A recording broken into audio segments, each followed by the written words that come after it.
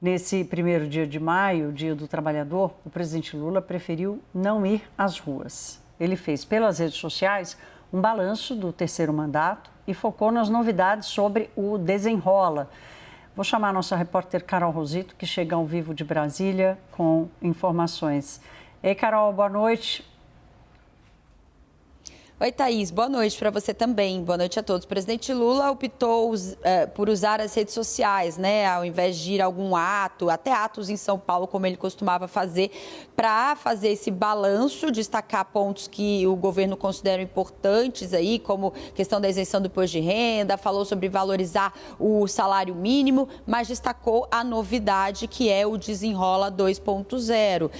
Um programa que oficialmente a gente vai ter detalhes na segunda-feira, que é o dia do lançamento, mas a gente já tem alguns detalhes, né? Basicamente, esse Desenrola 2.0 terá dois pilares aí, que é o foco, mais uma vez, na renegociação de dívidas com bancos diretamente e também a possibilidade de utilizar o FGTS para quitar esses débitos. Portanto, o devedor poderá procurar o banco para quitar a sua dívida com cartão de crédito, com cheque especial, com crédito pessoal e até o FIES, o financiamento estudantil, com juros ali de até 1,99%, podendo chegar também à questão dos descontos de 30% a 90%. E utilizar para quitar esses débitos um limite do FGTS de até 20%. Mas vai ter uma contrapartida, viu, Thaís?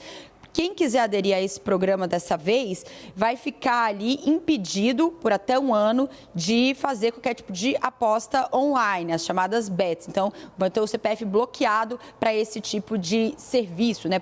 Proibido ali de fazer qualquer tipo de aposta. A justificativa oficial do governo é de que a ideia é evitar que essas pessoas que já possuem algum tipo de endividamento passem a ter mais dívidas. Então, seria nesse sentido a ideia do governo. Como eu disse, esse lançamento vai acontecer na segunda-feira. Um programa que chega aí numa pré-campanha eleitoral. Claro, o presidente Lula vai querer utilizar também essa iniciativa para conquistar mais votos. Volto com você.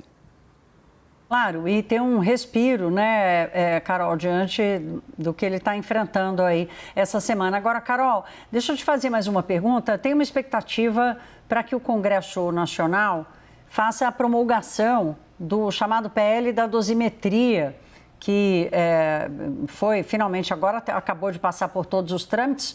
O governo perdeu de novo com a derrubada do veto do presidente Lula. Qual é a expectativa para essa cerimônia? Porque a gente pode esperar uma espécie de comemoração, evento pelo Congresso, não?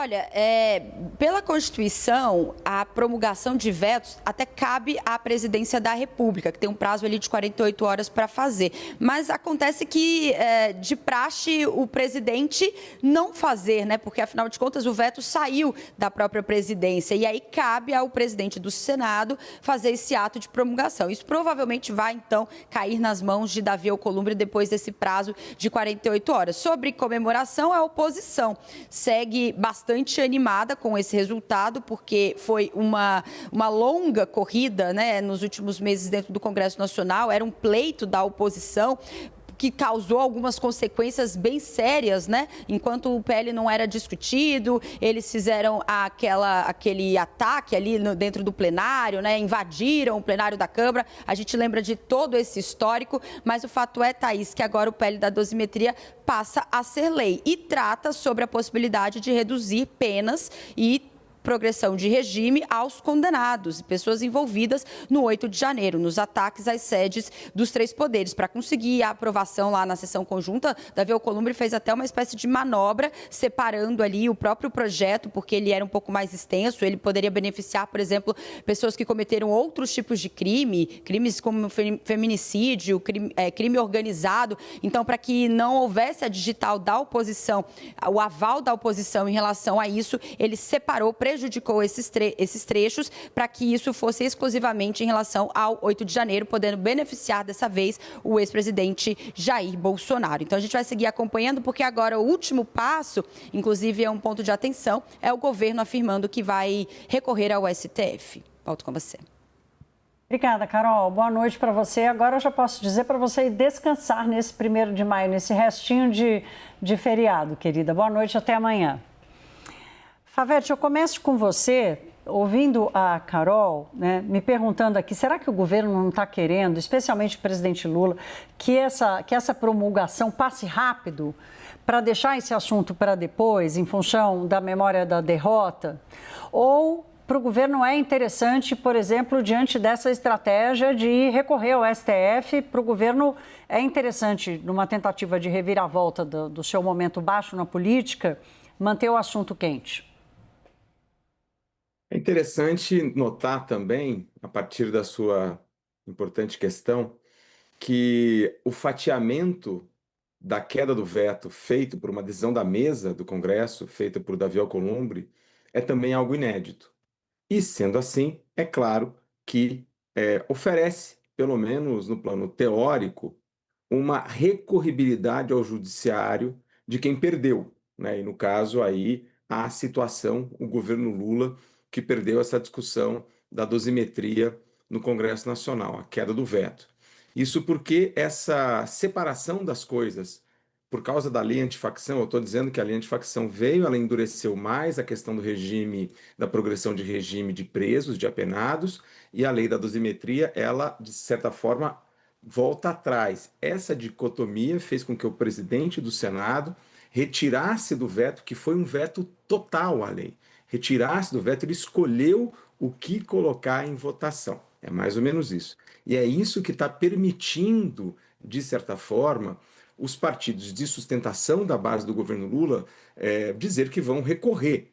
Não sei nem se já recorreram, a gente não viu, enfim, como é que ficou de ontem para hoje. E é possível, portanto, que essa situação ainda continue pelo menos um pouco de tempo. Logo, me parece óbvio que o presidente Lula não irá cumprir essas 48 horas e deixará, enfim, para o Senado fazê-lo. Isso porque, se ele assim o fizer, se ele, nessas 48 horas, ele der o seu, entre aspas, aval, ele assinar, ele promulgar a lei, retira, de certa forma, pelo menos no plano político, essa indignação, vamos dizer assim, da sua base de apoio com essa questão da escolha sobre o que votar na queda do veto e o que não votar por Davi Alcolumbre. Então, a gente está nesse período agora, Thaís, mas é óbvio que o governo Lula, como você me falou, vem de uma série de derrotas. Me parece que o governo, sabe, salto alto, o time, esse ano é ano de Copa do Mundo, né? Sabe, salto alto, é clássico no futebol que quem entra com salto alto normalmente perde o jogo. Me parece que o governo, desde que Odair Cunha, deputado do PT mineiro, conseguiu a façanha histórica de ser indicado ao TCU. Por que histórica? Porque é a primeira vez que um petista é indicado pela Câmara. Então, me parece que o governo ali deu um respiro e também a liberação das emendas, enfim, você tinha um quadro colocado que o jogo estava muito bom para o governo. E aí ele vem e toma aquela goleada na questão do ministro Messias, ministro da AGU, que foi indicado para o Supremo Tribunal Federal. Então, me parece que o governo, enfim, não enxergou muito bem o jogo, ou pelo menos os adversários que ia enfrentar em virtude justamente da liberação das emendas e também da vitória desse campo, vamos dizer assim, de situação que tem no Congresso Nacional, que colocou Odair Cunha no TCU. E com isso dá essa situação, esse cenário que você bem colocou, uma série de derrotas. É uma série de derrotas pensando muito na dosimetria, que já estava contratado, cá para nós, hein? A questão da dosimetria já estava mais do que contratada, né? E a questão do Messias. Muito mais pelo placar, viu, Thaís? Muito mais pelo placar. Eu acho que a Jussara concorda comigo que a derrota de Messias era do jogo. Mas o placar foi, enfim, ali foi um balde de água fria no governo. E Zé Guimarães, o novo ministro das Relações Institucionais, sofreu uma derrota no principal jogo do seu campeonato. Claro, tinha acabado de entrar em campo, né? Para usar a sua analogia, Favete, super interessante essa memória que você traz da escolha do Odair para o TCU, porque ficou mais ou menos escanteado no noticiário, mas a sua análise é muito interessante, Jussara, pelo que o Favete traz aqui, porque explica esse salto alto do governo. E aí, Jussara, eu te pergunto, você está percebendo se o governo vai trocar o salto alto pela sandália da humildade, não? Thaís, eu vou voltar na questão do Odair Cunha, que talvez o governo tenha calçado um salto alto que não era dele, né? Porque Odair Cunha, ele é indicado e aprovado pelo Tribunal de Contas da União, avalizado pelo presidente da Câmara, Hugo Mota. A grande questão é, se eles não votaram por ser pelo PT um nome do governo, mas pelo compromisso assumido por Hugo Mota. E a votação expressiva que Odair Cunha que teve lá na Câmara de Deputados, ela tem sido atribuída aqui em Brasília, nos bastidores, não apenas porque era Odair Cunha, mas porque Flávio Bolsonaro ali na última hora resolveu entrar em campo e tentar ali fazer um movimento para eleger ali Elmar Nascimento. Então teve um movimento ali que acabou, eles falaram assim, estão tentando complicar aqui o meio de campo, vamos todo mundo cumprir esse acordo com Odair Cunha, que detalhe, é um empenho de Hugo Mota. Hugo Mota tinha acertado isso lá atrás, um compromisso não apenas dele, mas também do ex-presidente da Câmara, Arthur Lira. A questão é essa, e aí se o governo se balizou a partir dessa vitória, né, de Odair Cunha para o Tribunal de Contas da União, tomou a temperatura errada. Sobre a questão de Jorge Messias, o que espanta é justamente, concordo com o Favete, o placar. E também sobre a temperatura que foi sendo passada para o presidente Lula ao longo dos dias. Teve ao longo dessa semana, logo no começo da semana, o Everton Rocha, que foi o relator, me disse numa ligação aqui, olha, Jussara, o piso dele é de 44 votos. Aí depois o mapa ali que estava rodando na liderança do governo, do Jacques Wagner, falava inclusive ali de uns 48, 49 votos. Quando a gente está, durante a sabatina, o clima é já totalmente contrário, com lideranças do governo dizendo vai ser aprovado, mas com 41 votos. Quem tem 41 votos, que é o mínimo necessário para ser aprovado, desculpa, tem que contar com a derrota. E aí, o que choca não é como exatamente a derrota em si, mas o placar. Toda essa articulação envolvendo a oposição, Davi Alcolumbre e o governo vendo digitais, inclusive do Supremo Tribunal Federal nessa história. Então o governo tem um grande problema. A dosimetria também coloco à parte. O governo já dava essa derrota como certa. A questão agora é como o presidente Lula vai mostrar força daqui por diante no ano eleitoral. E é nisso que eu quero entrar agora, Favete. A gente destacou aqui essa pauta econômica do governo, uma grande expectativa em cima do Desenrola 2.0, né? O endividamento das famílias já está mais do que mapeado como um motivo de desconforto, mau humor, saúde mental e preocupação dos brasileiros. Agora, o presidente Lula surpreendeu já com essa medida de que vai proibir quem aderir ao programa, vai proibir apostar em bets. O que eu quero saber de você é, a despeito do questionamento jurídico, será que o Estado pode proibir uma pessoa, um CPF, de gastar seu dinheiro? Pode ter essa prerrogativa de fazê-lo? Não sei, tenho minhas dúvidas. Mas não pode passar a impressão de que vai estar colocando a pessoa de castigo e isso acabar virando contra o próprio governo? Olha, eu não tenho dúvida que esse é um dos debates mais difíceis para a popularidade. Como você muito bem colocou, quando a pessoa, mesmo com desemprego baixo, mesmo com uma inflação relativamente bem controlada, até a taxa de juros nos mostra que a inflação, de certa forma, está controlada, são determinados nichos, setores da economia que ainda tem uma inflação até sazonal. Então, diante desses números, quando a gente olha, a popularidade do presidente Lula, ela não bate com os números entregáveis da economia. E aí, uma das primeiras explicações é que o eleitor, mesmo com esses números macro bons, ele tem menos dinheiro, vamos dizer assim, para gastar, muito em virtude das bets, né? E aí nós temos um componente muito interessante, Thaís.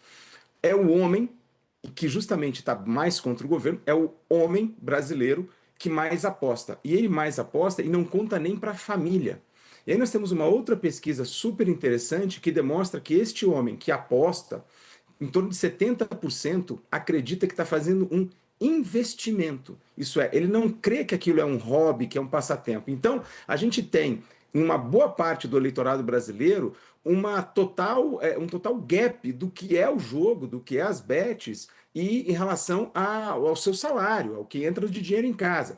E esse gap faz com que ele mire no primeiro culpado, que é o governo. Nesse sentido, se estivéssemos já num governo Flávio, por exemplo, apenas por pensar, apenas por forçar o pensamento, eles também estariam sofrendo as mesmas angústias desse eleitorado. E quando a gente pega as pesquisas de popularidade, ela bate exatamente naquele que está mais anti-governo com aquele que está mais endividado, que é o homem, enfim, essa coisa toda. E logo, é uma disputa muito difícil para o governo, sabe por quê? Por causa daquilo que você falou. O governo proibir, esse eleitorado não vai nem entender muito bem essa proibição. Acho que as limitações, ok, mas a proibição é uma escolha difícil para qualquer governo. E vamos ver aí se o governo realmente consegue passar aí, porque a Jussara sabe melhor do que eu, que ela está direto no Congresso Nacional, que já existe uma bancada das bets. Né? As bets já têm uma bancada própria, elas já têm lideranças próprias que advogam por ela. Logo, qualquer mudança que necessite, de uma forma ou outra, da participação no Congresso Nacional, eu não tenho dúvida que vai sofrer resistência. A resistência no Congresso, ela não é só e somente só, Thaís, de rejeitar. Ela também é de não votar. Ela é de alongar a situação. Relembro a todos o que aconteceu no dia 25 de fevereiro com o Redata, na qual era uma marca importante do governo, importante da administração Haddad saindo da administração, querendo deixar o Redata aí como legado, e o presidente do Senado não coloca para votar no Congresso Nacional o Redata e deixa caducar. Portanto, é um jogo difícil, mas que está batendo a porta, porque isso está fazendo preço na popularidade. Isso é, o endividamento das famílias brasileiras está causando estrago para o voto econômico que ainda existe ao redor do mundo, aliás, que ainda existe ao redor do mundo, e, portanto, esses níveis macro aqui de questões econômicas que o governo entrega não constitui aumento imediato de popularidade, e a grande variável talvez seja exatamente dessa complicação do endividamento das famílias, muito por causa das bets. Claro, e Jussara, é óbvio que há uma preocupação sobre a coisa das bets. Tem a preocupação com a educação financeira, né? Com a destruição do orçamento familiar, que isso acaba acontecendo, né? Mais dos homens, chefes de família que não dividem com as esposas o que está acontecendo. Então, assim, a gente até entende a preocupação, e o governo, não é a primeira vez que o governo tenta fazer isso. Você vai se lembrar lá em 2023, quando veio o primeiro desenrola, o governo também queria achar um jeito de proibir bets com cartão do Bolsa Família. Conseguiu uma novidade que foi, só pode fazer no Pix, porque estava virando uma bola de neve, né? Fazia aposta com cartão de crédito, que era pior ainda. Agora, qual é o seu termômetro aí, Jussara, para entender assim, diante dessa conjuntura política, dessa dificuldade que o Favete colocou aqui do Congresso Nacional acatar ou não o que vier no Desenrola 2, como é que você está vendo o governo se preparar para botar essa turma na rua, esse programa na praça? Thaís, conversando aqui com os aliados do governo, integrantes do Palácio do Planalto, de qual vai ser a estratégia para poder. O presidente Lula vai editar uma medida provisória, mas ela tem um prazo de validade, depois aí depende do Congresso. A grande questão, Thaís, o que o governo aposta nesse ano eleitoral é tentar mobilizar o apoio popular, como fez lá no passado com aquela hashtag Congresso Inimigo do Povo, no sentido de tentar ali pressionar os parlamentares a aprovar. Deu certo no passado, vamos ver agora se isso em ano eleitoral, diante dessa circunstância, com o Favete citou muito bem, com bets tendo um lobby muito forte no Congresso Nacional, uma bancada já trabalhando para este setor, então a situação muda de figura completamente. Estava conversando com um senador essa semana e eu falei assim, tá, e agora? Como é que fica a relação do presidente Lula com o Congresso depois de 2 derrotas? E a principal delas é a rejeição de Messias para o Supremo Tribunal Federal. E aí eles me falaram o seguinte, olha, na verdade o governo vai tentar, neste momento, a ideia não é ir para o confronto direto, até porque a gente sabe da fragilidade do governo na articulação, mas é tentar puxar essa mobilização para aí sim pressionar. E aí eles vão pressionar com a questão do fim da escala 6x1, que embora esteja caminhando rápido na Câmara de Deputados, no Senado, o cenário é incerto sobre isso, e também nessa questão da renegociação das dívidas dos brasileiros. Esse é o caminho que o governo vai apostar agora, é o que ele tem nas mãos. E aí eu quero só voltar um pouco sobre a questão, qual foi a escolha do presidente Lula ao comunicar essa questão da renegociação das dívidas, o novo desenrola, né? Ele, no pronunciamento dele ontem em cadeia de rádio e televisão, ficou muito claro que ele optou em falar para as mulheres. Ao longo do discurso dele, ele faz muitas referências ao eleitorado feminino. Por exemplo, na questão do fim da escala 6x1, quando ele cita que as mulheres têm dupla jornada, e mais, naquela questão do endividamento, que ele fala que as mulheres não têm que pagar dívidas dos maridos.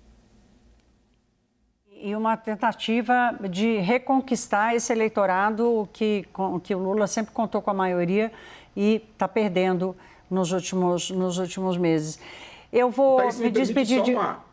Rapidamente, Favete, rapidamente, que eu já estourei o tempo aqui. Muito rapidamente. O governo colocou várias arrecadações futuras das bets como compensações de várias políticas também. Então, o governo tem também uma dificuldade interna de proibir bets por causa dessas compensações do arcabouço fiscal que ele previu de arrecadação via bets. Boa lembrança. O Favete hoje está nos ajudando aqui a colocar as coisas, cada coisa no seu porta-coisa, no contexto correto.